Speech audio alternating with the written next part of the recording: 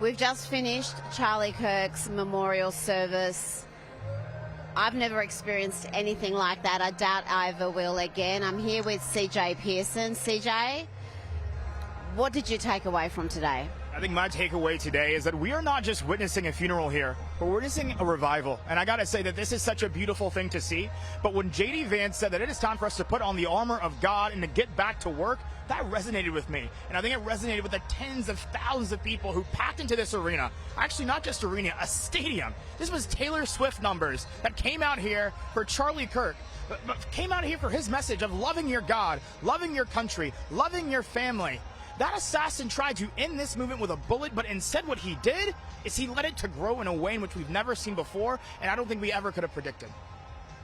Rita Kirk was just so powerful, so full of grace. I don't think there was a dry eye in the house here when she finished her speech. Where do you think that strength comes from, to stand there less than 2 weeks after her husband was torn from her and to forgive his killer? It comes from God. There's no other explanation for it. To sit there, to stand on that stage and to say, I forgive you, after she has gone through unspeakable pain, unspeakable hurt, unspeakable tragedy. And for her to have the power and the courage and the bravery to say those words, it's almost inhuman, right? It's supernatural in a sense. But it's not supernatural. We know where it comes from. It comes directly from God. And I've got to say that she is a woman made for such a time as this. If there's anyone that can carry on the torch and the legacy of Charlie Kirk, it is her.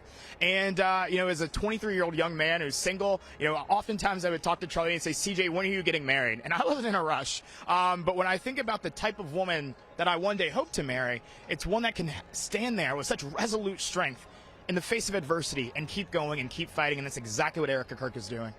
And Rita Kirk had a message for young men in America, young men across the world. To all the men watching around the world, accept Charlie's challenge and embrace true manhood.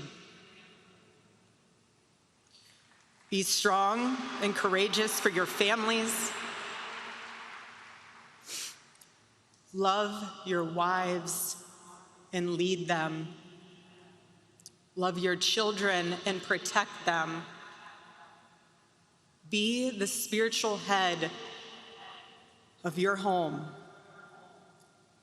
But please be a leader worth following.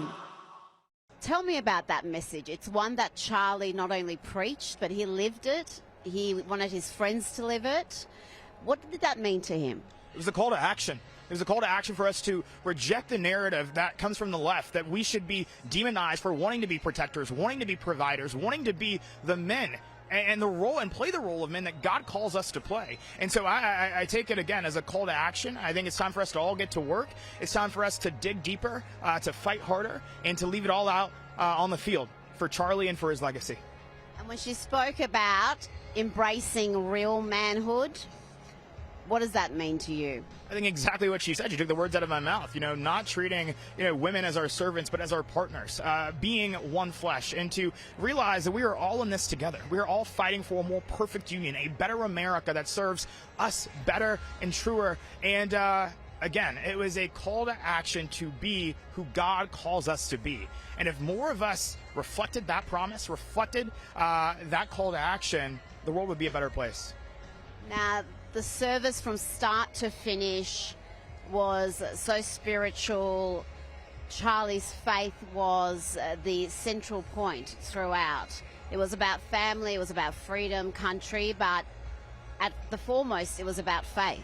You're right, and I think that's what, of course, I think resonated with so many people in this room. And why you're seeing here in America, churches being full, parking lots outside of them being full. Because he didn't only just lead people to truth, he led them to God. Because he realizes that all of truth derives from the most ultimate truth, the word of our Holy Father. And so I've got to say, it's incredible to see so many young people flocking towards tradition. We've already seen it. We've seen study after study saying that young men are running back to church. And I got to say, that is a good fortune for America, good fortune for the West, and I'm excited to see where this movement goes. Now, J.D. Vance mentioned that he loves his faith, his relationship with God, but he's never been really comfortable talking about it. But in the past 2 weeks, he said he's publicly spoken about God more than he has possibly throughout his entire adult life. Do you think that's going to become a trend with prominent people not being ashamed to say what their faith is and what it means to them? You know, that story resonated with me because I can relate to it a lot. And I think that it is going to be an increasing trend. And the reason being is that when things like this happen, the only thing that can really get you through it is God. Because it doesn't make any sense why such an evil person would put a bullet inside of Charlie Kirk simply for having different opinions than he did, for standing for God, for country, and for faith, and all of those things. Why should such an evil happen? But it's about what came after that. This would not have been possible. People would not be flocking towards the truth, flocking towards church, if he had not made the sacrifice of his life that he did. And it's a hard thing to conceptualize, but it's one of which that if you believe in God and you have faith, it slowly starts to make sense. And so I think it will become more of a trend.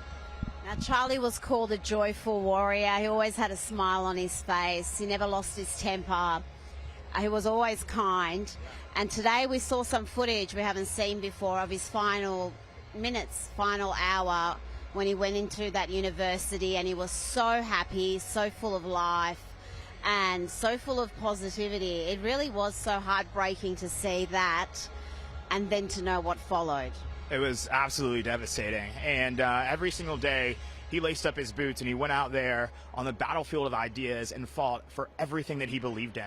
And that passion, that energy should be what fuels us in the days ahead, in the months ahead, in the years ahead. We've got to fight like Charlie, and we've got to fight for Charlie, because his legacy should not die with him. It should be alive. It is alive. We see it in this room here today, 100,000 people. That did more numbers than Elvis Presley, folks are saying, right? And I got to say, again, like you said, there was no dry eye in this room after hearing all those incredible speakers, and there was a very, very obvious reason for that. New York Post is reporting there were 200,000 people in and around the stadium, so the crowd numbers are completely incredible. But we do have the left. We have mainstream Democrats saying that Charlie was a hateful figure. He shouldn't be celebrated. Ilhan Omar, I think, said he will be a footnote in history. I mean, it's such a callous remark to make at any time, but particularly now.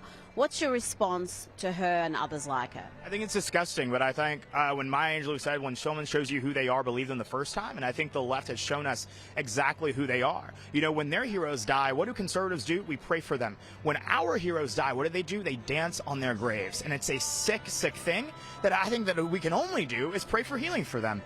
What I'll say is what I love to have seen after this is that we didn't go and burn down buildings. We didn't go and riot. What did we do? We lit up candles and we prayed together. And I think that is what differentiates us from the left and the right. Simple as that. It's all good to talk about unity and coming together, but how realistic is that when you've got a certain percentage of the country that thinks violence is a reasonable response to disagreement? And not just a certain percentage. According to a YouGov poll, nearly 50% of those who identify as liberal believe political violence is at times justified. You know, how can we unify with these people? I think that what we need to do is we need to, again, remind ourselves of what American actually being, what that actually means. And it means having appreciation for free speech, the discourse, and the exchange of ideas. And we've got to get back to that for the sake of our country, for the survival of our country, to get back to it. But as you said, I'm deeply troubled by those stats. I'm deeply troubled by those polling numbers. And hopefully we can figure out a way to right this ship before it's too late.